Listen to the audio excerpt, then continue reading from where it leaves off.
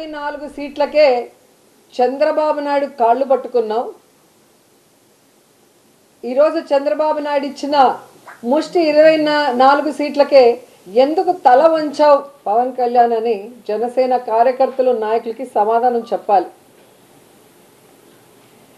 నిజంగా ఎంత బాధాకరం అంటే,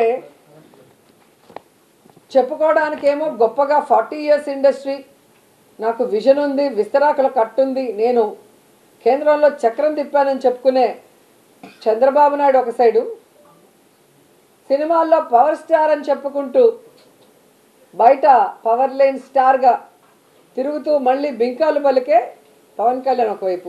వీళ్ళిద్దరికీ బాగా అర్థమైపోయింది, మనకి బలం లేదు, జగన్మోహన్ రెడ్డి గారిని మనం ఓడించే పరిస్థితి లేదు, కాబట్టి మనం ఎలాగైనా పొత్తు పెట్టుకొని జగనన్నని దించాలి అన్న ఆలోచనతోనే ఈ పొత్తుల కార్యక్రమానికి స్టార్ట్ చేశారు.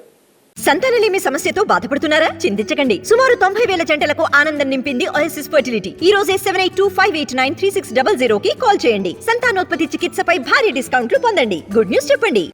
కొద్దిసేపు బీజేపీ సంకనెక్కాలని చూస్తారు, బీజేపీ సంఖ ఎత్తించుకోపోతే కాంగ్రెస్ సంకనెక్కాలని చూస్తారు, ఆ కాంగ్రెస్ ఎక్కించుకోకపోతే పిల్ల పార్టీలతో పోవాలని చూస్తారు. అంటే వాళ్ళల్లో వాళ్ళకే ఒక గందరగోళం, ఎవరితో పొత్తు పెట్టుకోవాలి, ఎలా వెళ్ళాలి, ఎవరు మనని పొత్తు పెట్టుకోవడానికి అవకాశం ఇస్తారో అర్థం కాకుండా గందరగోళం పరిస్థితిలో ఈరోజు 118 స్థానాలు అనౌన్స్ చేశారనేది మనం అర్థం చేసుకోవాలి.